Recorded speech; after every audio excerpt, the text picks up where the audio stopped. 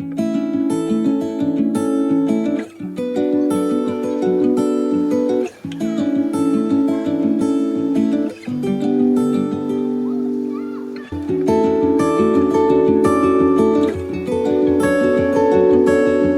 Dillon. I'm Wet for Leicester City Council and I'm employed as a park ranger.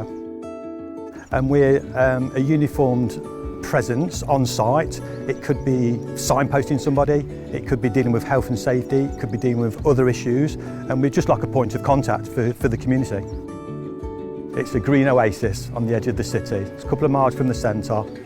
Just an amazing spot. For people who know it, they'll understand, and for people who don't know it, if you like your wildlife, you love your nature, if you want a little bit of escapism, if you want to come for a picnic or bring your children to just do a little bit of fishing with the nets, this is the place to come. I think if you arrived to Aylestone Meadows for the first time and you didn't know where to go, if you say to anybody of the locals where to go, they'd probably direct you to Pebble Beach. It's like the heart of the park. It's a bridge linking one side to the other. Families will come there, they'll picnic, they'll come for the day, you know, in the school holidays, they'll fish. It's a fantastic place if you just want to sit and watch the wildlife. You may see moorhen, egrets, herons, kingfisher. It's magical. It's got a warm personality. We've got a cracking community, dog walkers, members of the public, people who come to watch wildlife, whether that be in a group. We've got people who come here and volunteer on the site and do litter picking. We have an amazing team of environmental rangers, and they will take out volunteers and corporate groups. We have a group called Aylestone Meadows Appreciation Society who are very proactive and just work for the common cause, and it's to look after this beautiful green space. So I'm Hannah Keys, I'm a Nature Conservation Officer at Leicester City Council, and my role is to work with others to help enhance, protect, monitor and manage areas of the natural environment for wildlife in Leicester, also create new spaces for wildlife, and also help people understand and learn about wildlife in Leicester and how they can help to conserve it. Yeah, so Aylestone Meadows is one of the largest local nature reserves in the city, and it's actually one of the most important sites for wildlife across Leicester. It has such a diverse range of habitats. What we call it is like a mosaic of habitats. It's like a patchwork of different environments that create lots of different spaces for different species. And I think the site has a whole network of blue and green corridors that people can walk along and actually experience the change of habitats throughout the site. A few of my favourites are walking along the boardwalk, because when you walk along the boardwalk you are surrounded by different areas of scrub and grassland and ponds, so you can really get a feel for different species that visit those areas.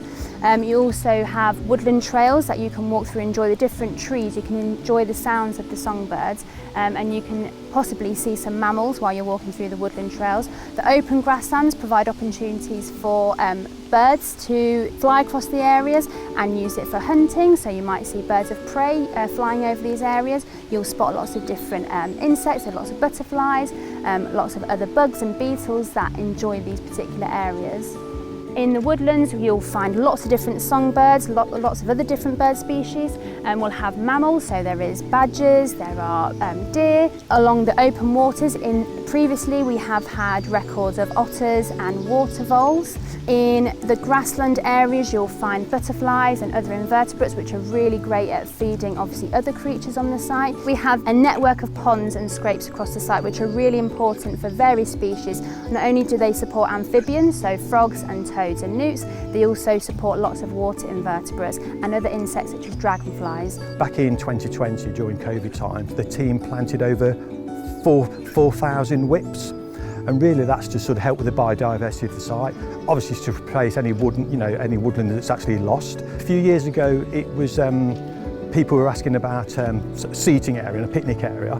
So we developed part of the park next to St Andrew's Football Club, and if you come from Aylestone Road, Canal Street car park, we've got now a family picnic area there. So it's very accessible. You can park up, walk straight through the gap, and you're on the picnic tables. If you want an open space and want to sit with your family, you've got it. If you want to just sit quiet by the water or sort of paddle, we've got it. If you want woodland, with beautiful bird life, we've got it. We've got badgers on site, we've got so much wildlife, bird life. Yeah, there's something here for everybody. So the wetlands on Aylestone Meadows are a fantastic feature both for wildlife and for humans. They're a great feature for storing water. They are essential for the survival of several species, both aquatic and terrestrial species. So actually they're a really complex habitat, but really, really important. And the fact that they change through the seasons make them really vital for the biodiversity of the site.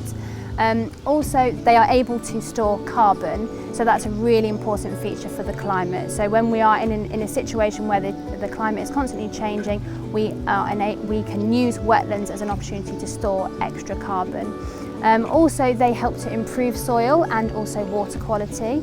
And also they connect people with nature, so people can come and walk along the wetland network, which consists of ponds, scrapes, wet grasslands, marshland and open waters, and they can come and enjoy the species that live on the wetland habitats. I'm Fraser Warwick. I've been in the Major Transport Projects team for Leicester City Council for 6 years, and I'm the project manager for this scheme at Aylestone Meadows. So at the back end of 2022, start of 2023, we had a project here to install a new 3.5 metre shared cycle and pedestrian route across the meadows to help users get across this popular route, as well as resurfacing the existing track up towards Bournemouth Lane East. As part of that project, we had set aside funding for ecological improvements in the area. We decided the best thing for this meadows would be for the wetlands as well as the bee acre. The wetlands being beneficial for both ecology and the flooding in the area, and then the bee mound providing an area for the local insects and wildlife as well. It's important on two fronts. Firstly, on the ecological benefits with all the wildlife providing habitats and place for water as well, and then also it helps with the flooding of the local area that it sometimes suffers with, so it helps twofold again by providing an extra store for water as well as the vegetation providing slower surface runoff, which allows time for the water to soak away and not run into the local river system and help alleviate flooding further away as well.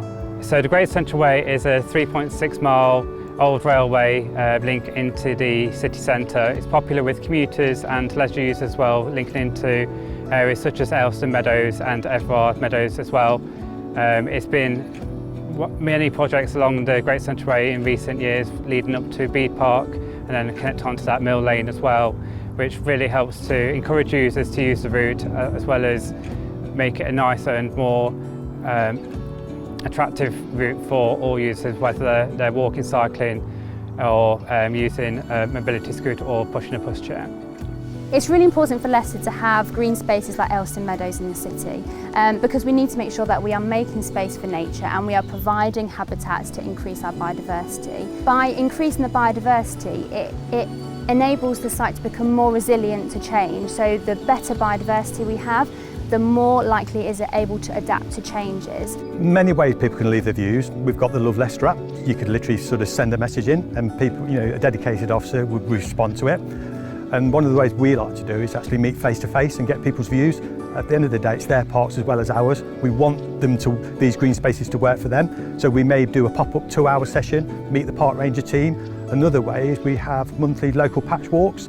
Local councillors, police, members of the public, ourselves, city wardens, we'll all meet together, we'll network and we'll fact find, we'll discuss the issue, and between us there's a lot of professionals and members of the public, we normally sort of come up with an answer.